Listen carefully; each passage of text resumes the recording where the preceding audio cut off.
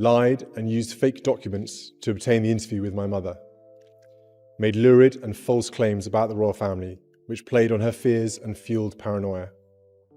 Hidden far from cameras and public ceremony, a single calculated ruling has detonated across royal history with silent force. What started as muted financial chatter has now solidified into a stark and unsettling reality for Prince Harry, one that insiders say could permanently reshape how royal legacies are protected. According to multiple palace-linked sources, a recent development connected to Meghan has triggered a legal response that few believed would ever be used. The result stunned even seasoned royal watchers, an inheritance freeze tied directly to Princess Diana's estate, compelling Prince William to step forward and confirm a move that instantly changed the internal balance of power. This moment did not emerge from nowhere. Years before today's tension, Princess Diana was said to have privately warned that a future like this was possible. That warning now echoes loudly, raising an unavoidable question. Are we witnessing coincidence, calculated preparation, or destiny finally unfolding as the monarchy faces one of its most fragile crossroads yet? Prince Harry's inheritance from his late mother, Princess Diana, has been formally placed into suspension through legal channels. The decision, issued with deliberate precision, was not a reaction to rumours, tabloid cycles, or personal disputes. Instead, it reflects a controlled, methodical action grounded in trust law, royal tradition, and the long-term preservation of Diana's carefully designed legacy. Before dawn on January 17, 2026, senior officials at Clarence House quietly authorised the immediate pause of all distributions connected to the Duke of Sussex and his dependents. No press conference followed, no advance notice leaked, yet the significance rippled through royal circles within hours. What elevates this move from unusual to historic is not the freeze itself, but the legal mechanism behind it. For the first time ever, a dormant provision inside Princess Diana's trust, crafted decades ago as a safeguard rather than a weapon, has been formally activated. Palace insiders emphasize this step was taken only after extensive legal review. New developments reportedly raised unresolved eligibility questions under the exact language Diana personally approved when the trust was established. No accusations were issued, no conclusions drawn, only a procedural requirement for clarity under the law. In plain terms, the palace acted not on rumour, but on obligation. A formal notice issued under the authority of Prince William made the intent unmistakable. The action was described as a precautionary safeguard, designed solely to protect the estate and uphold Diana's expressed wishes. It was explicitly stated that the move does not represent punishment toward Harry, Meghan, or any other party. Yet within royal protocol, the message landed with undeniable force. Activating this clause sends a signal that goes far beyond family disagreement. This is not a controversy to be smoothed over behind closed doors or delayed with polite silence. It is a structural issue that touches the core of inheritance governance and the future handling of legacy trusts tied to the crown. Royal observers note that the clause itself is rigid by design.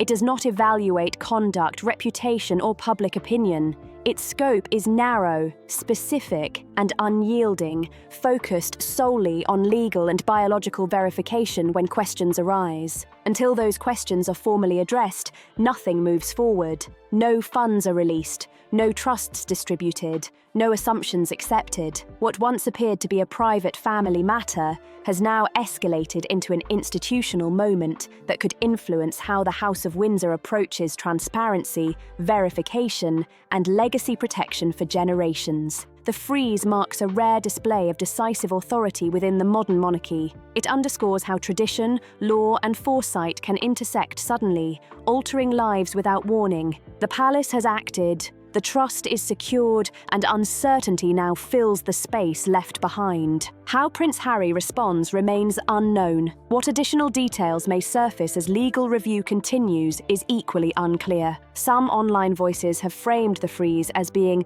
linked to suspected lineage issues involving his wife, but palace officials have not confirmed this interpretation. Others argue the action represents retaliation for Harry stepping away from royal duties. The palace, however, maintains that neither narrative reflects the legal reality driving the decision. To understand the root of the freeze, attention turns to a rarely discussed provision buried deep within Diana's sealed trust, Clause 3. Clause 3 was never intended to monitor behavior, manage image, or address scandal.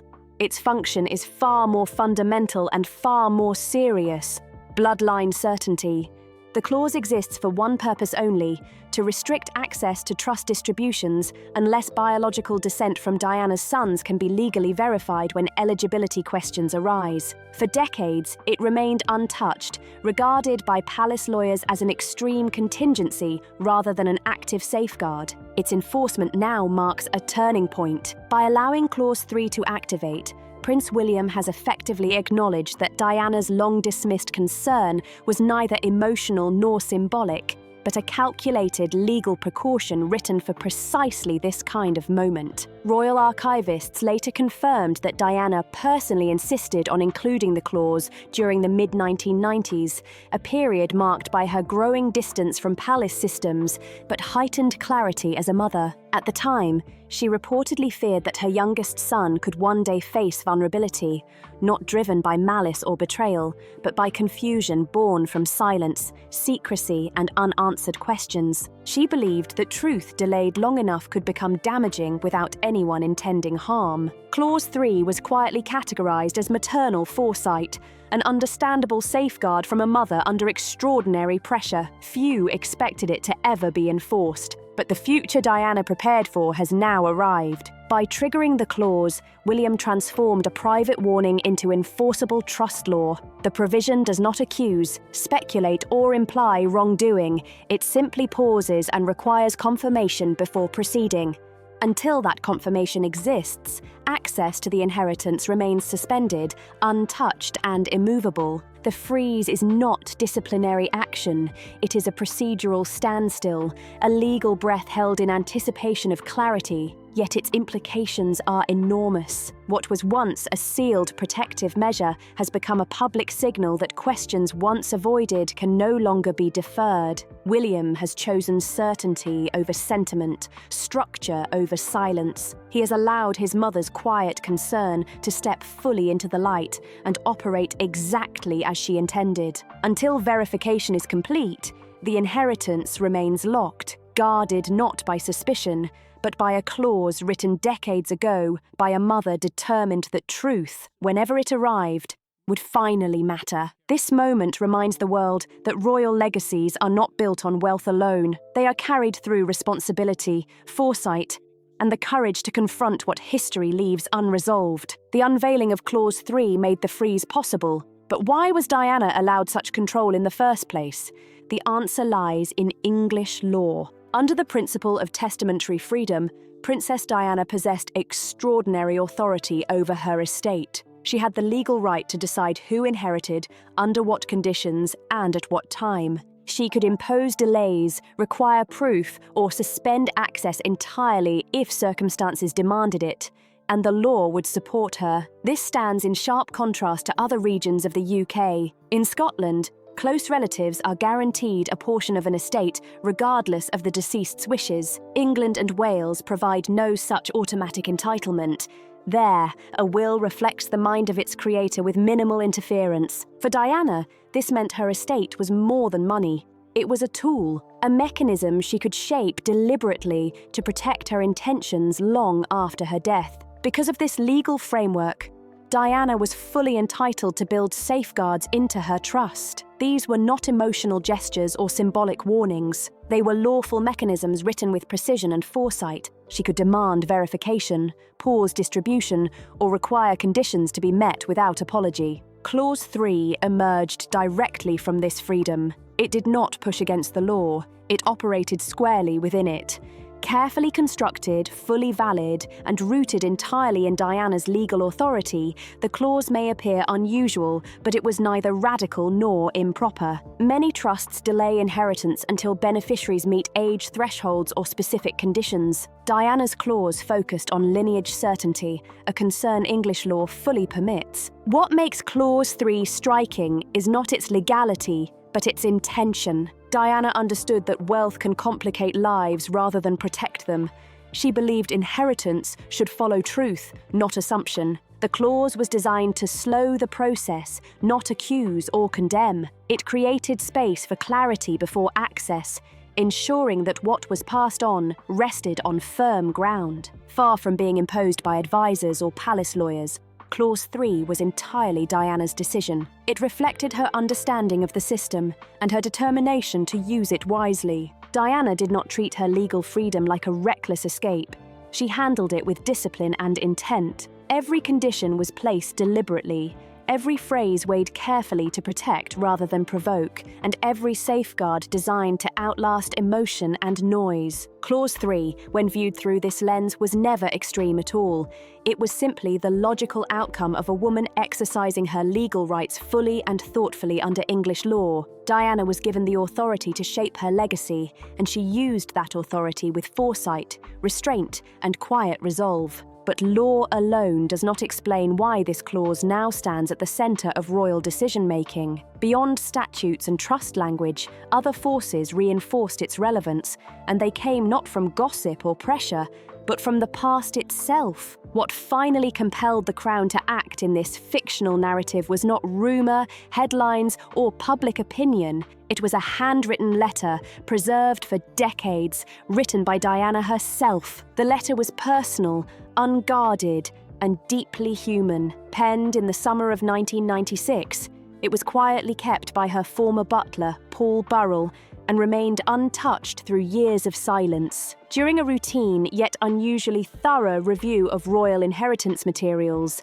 the letter resurfaced, and its return changed everything. Diana did not write as a public figure in that letter. She wrote as a mother who sensed instability ahead, not chaos, but quiet uncertainty waiting to unfold. The tone was calm but uneasy, carrying the weight of intuition rather than evidence. She spoke of protecting her sons not from enemies or cruelty, but from confusion, secrecy, and truths left unresolved for too long. She warned that charm could hide instability and that silence, left unchecked, could quietly erode foundations over time. To Diana, what remained unsaid was often more dangerous than what was openly denied. Within the letter, Diana recounted a brief encounter during her humanitarian travels. She described meeting a blind Tibetan mystic, a moment she admitted unsettled her more than she expected. The exchange was short and gentle, yet persistent in her mind. According to Diana's own words,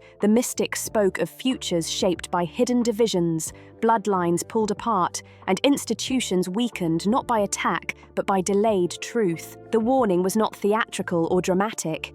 It was delivered softly, almost kindly, which made it harder to dismiss and impossible to forget. Diana admitted she did not fully understand the meaning at the time. Still, she felt compelled to record it, trusting instinct over clarity. At the end of the letter, she included a short verse written in her careful script. For years, it was dismissed as reflective poetry, symbolic writing Diana often used to process fear and hope. No one believed it was meant to guide policy or law until legal experts revisited the text. When examined closely, the verse appeared mirrored almost word for word in the symbolic structure of Clause 3. What once sounded poetic now read like instruction. Each line emphasized delay, verification, and the belief that truth sometimes needs protection before exposure. The realization shifted everything. Diana had not been guessing, she had been preparing. She understood that the most dangerous threats do not always arrive loud or cruel. Sometimes they move quietly, wrapped in grace, timing, and good intentions. Her fear was never scandal, but uncertainty passed down like an inheritance of its own. Once the letter was authenticated, the Crown could no longer treat Clause 3 as symbolic. Diana had anticipated a future where truth would not surface naturally. She believed it would sleep, undisturbed until someone brave enough forced it into the light. That moment, within this fictional account, had arrived. A private letter became a quiet force, reshaping duty, legacy, and the meaning of inheritance itself inside the royal story. But beyond Clause 3, new questions surfaced. Diana had written support into her will, but what made the clause applicable now? Could present-day events echo what Diana feared most? Within this fictional narrative, attention turned to a single claim that awakened the sleeping clause, and its timing shook the throne. At the center of the unfolding crisis stood someone no one expected. She was not royal, not a court advisor, and not a media figure. She was a 29-year-old American woman known in fictional legal records only as A.M. Until that moment, her name had never appeared in palace files or public debate. Her arrival was calm, controlled, and methodical. She made no spectacle, raised no voice, and demanded no attention. In this imagined account, A.M. claimed to be the biological daughter of Meghan Markle, a claim that carried immediate weight within the narrative. Her stated birth date, July 1996, placed her existence at a precise moment in time, a transition period between chapters of life that demanded attention. What made her presence impossible to ignore was not drama, but detail. A.M. arrived with sworn statements, notarized records, and documentation prepared with clinical care. She presented DNA results reviewed by an internationally respected geneticist within the story, indicating a 99% maternal match to the Markle family line. The material was structured to withstand scrutiny, not fuel headlines. Strikingly, A.M. asked for nothing typically associated with such claims. She did not seek money, titles, privilege, or recognition. Her stated purpose was narrow and personal, acknowledgement of truth and access to accurate medical history. She wanted clarity, not compensation. That restraint changed how the claim was received inside this fictional framework. Officials could not dismiss her as reckless or opportunistic. Her tone was steady, her language precise. She spoke less about identity and more about certainty, health, history, and honesty. The timing of her emergence proved decisive. It coincided with renewed legal reviews of dormant safeguards within royal trusts. Once A.M. stepped forward, the situation crossed an invisible line. Hypothetical questions became procedural ones, and silence became impossible. Clause 3, long considered theoretical, could no longer remain dormant. Its purpose was not to judge or accuse, but to pause and verify when lineage questions surfaced. A.M.'s claim, regardless of outcome, activated the mechanism by existing at all. The crisis was sparked not by scandal, but by precision. One person, armed with documentation instead of demands, forced a tradition-bound system to confront uncertainty. Whether the claim would be proven or rejected became secondary at that stage. What mattered was that truth had been formally invited into the room. Once that invitation was issued, there was no path back to ignorance. Within this fictional account, the emergence of A.M. made Clause 3 applicable by design. But would the claim undergo further verification, or was the palace acting on instinct alone? To explore that, investigators in this imagined scenario began reconstructing the past, and a troubling timeline emerged. What surfaced was not a single shocking event, but a sequence of quiet details that raised questions when aligned. At the center of this reconstruction was the suggestion of a hidden Catholic engagement and possibly a brief marriage involving Meghan Markle and a man named Joe Giuliano during the mid-1990s. For years, such claims existed only as whispers. Now, within the narrative, they were treated as records worthy of review. The focus was not romance, but procedure. Investigators uncovered references to a sealed annulment request submitted to Catholic authorities. Embedded within that request was a mention of an unbaptized child, a detail that, if verified within the fictional framework, carried procedural weight. Vatican records once dismissed as rumor were revisited for accuracy, not scandal. Church processes are meticulous, and annulments leave structured trails. The issue was not morality or private choice. It was disclosure. Royal systems rely on full transparency during vetting, immigration filings, and marriage preparation. Omissions matter as much as misstatements. A past marriage, child, or binding commitment, even if unintentional, can affect legitimacy processes. Within royal law, silence can carry the same consequences as deception. The system assumes all relevant history is disclosed, so decisions are made with full knowledge. Anything less introduces uncertainty into institutions built on clarity. Within this fictional account, the implications spread quickly. Questions extended from the past into the present, touching the foundations of legitimacy itself. If earlier disclosures were incomplete, then later claims, especially those tied to lineage, titles, and inheritance, could be affected. The Sussex line,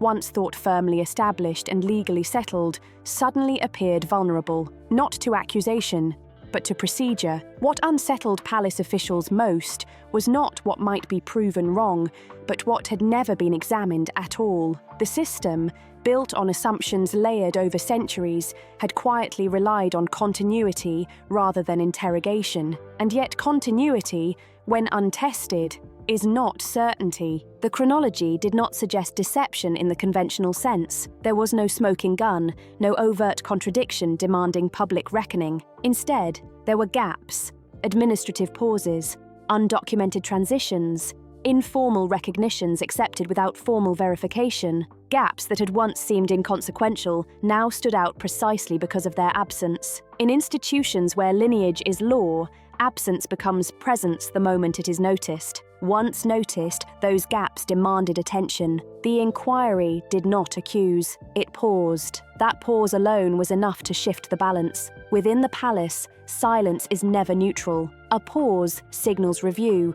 and review signals possibility. Possibility, in turn, unsettles systems designed to project permanence. The recognition was sobering. Even long-buried history can resurface when structures engineered for certainty encounter unanswered questions. Tradition, for all its authority, offers no immunity from scrutiny once formal processes are engaged. What emerged next was not a declaration, but alignment. The available records, testimonies, and procedural precedents appeared increasingly consistent with the claims that had triggered the activation of Clause 3, a clause rarely discussed outside legal circles, not because it was obsolete, but because it was deliberately reserved for moments when certainty itself came into question. Clause 3 did not pass judgment. It suspended assumption, and that distinction mattered. But suspension carries consequences. What price might Meghan ultimately pay if the clause were upheld? What would it mean, not just for titles or public perception, but for inheritance,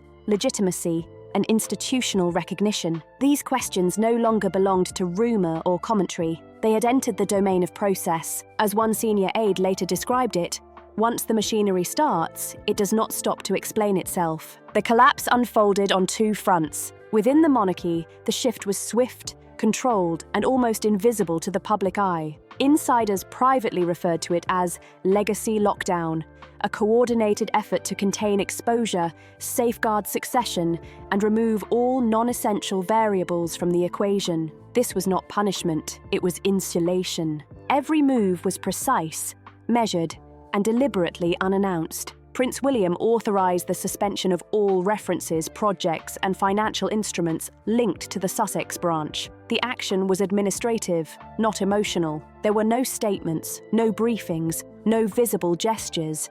Yet the authority behind the move was unmistakable. Lines that had once remained open by default were quietly closed by decision. Princess Anne followed with equal resolve. Charitable engagements that had previously involved the couple were frozen without explanation, not reassigned, not postponed, frozen. The message was unmistakable to those who understood institutional language. No formal or informal connection would remain active until clarity was restored. Princess Catherine's role was subtler, but no less deliberate. Her public presence became a study in controlled restraint. Appearances continued, but references narrowed. Statements avoided even indirect association. Silence, in her case, was not avoidance.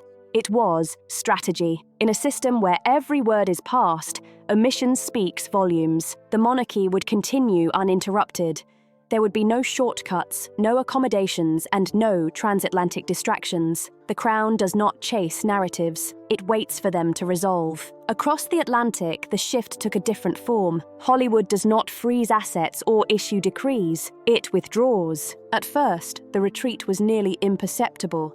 A delayed meeting, a project that stalled without explanation. A conversation that did not resume. Meghan Markle's once formidable network of allies, producers, executives, mentors, began to thin, not through confrontation, but through distance. Tyler Perry, long regarded as a steadfast supporter, formally stepped back from collaboration. No conflict was cited.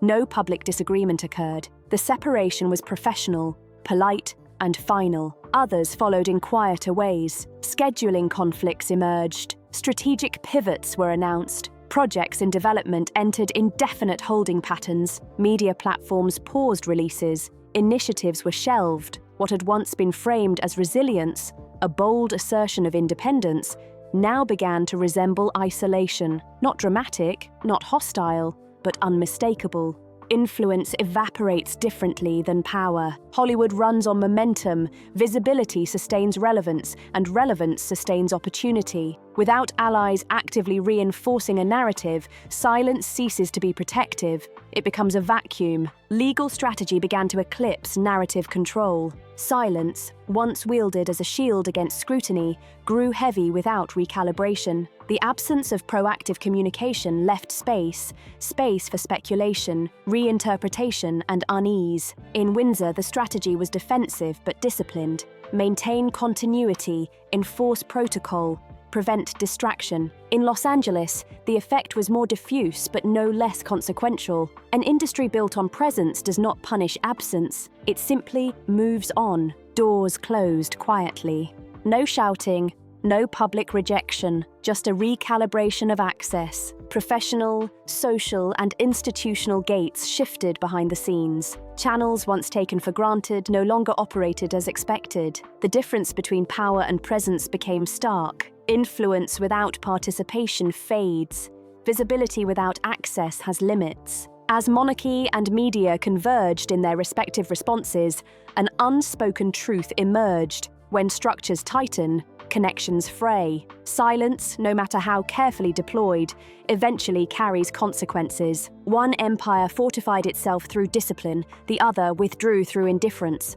And in both cases, the outcome was the same: containment. By the time attention returned to Prince Harry, the ground beneath him had already shifted. By January 18th, the crisis reached its emotional and institutional peak, not with spectacle, but with inevitability. Prince Harry departed Montecito without entourage or announcement. No cameras followed, no statements were issued. He carried little beyond legal documents, private correspondence, and one deeply personal artifact: the final will of his mother, Princess Diana. Those papers had been preserved for decades, not as symbols, but as safeguards. Within them lay unresolved threads of legacy, inheritance, and expectation. Threads that now demanded resolution inside the very institution his mother had once struggled against. Inside Buckingham Palace, the atmosphere was unusually heavy, not frantic, but resolute. King Charles, drawing on legal provisions seldom exercised in modern times, activated dormant mechanisms designed for precisely this kind of uncertainty. These provisions did not exist to accuse. They existed to halt recognition when claims required verification. They had been part of the system for centuries. They were rarely needed. Now they were unavoidable. Palace officials moved with practiced efficiency. Archives were reopened. Letters cross-referenced. Correspondence authenticated. Each step followed protocol, not to assign blame, but to preserve legitimacy. The Crown does not operate on belief, it operates on record. Amid this procedural intensity, a singular moment cut through the formality. Paul Burrell, Princess Diana's longtime butler and confidant, stepped forward with a sealed letter written by Diana herself. The letter had been safeguarded under strict instruction, meant to be delivered only if a specific moment ever arrived. That moment had arrived, in her words, measured, intimate, and uncannily prescient. Diana acknowledged the possibility that her youngest son would one day face a choice between love and legacy. She warned not of scandal, but of consequence. She wrote not with bitterness, but with clarity. What had once been hypothetical was now immediate. Harry's challenge, long foreshadowed in private correspondence, was no longer avoidable. Family duty, inheritance, and personal truth had converged within the walls of Buckingham Palace. That evening, King Charles addressed the nation.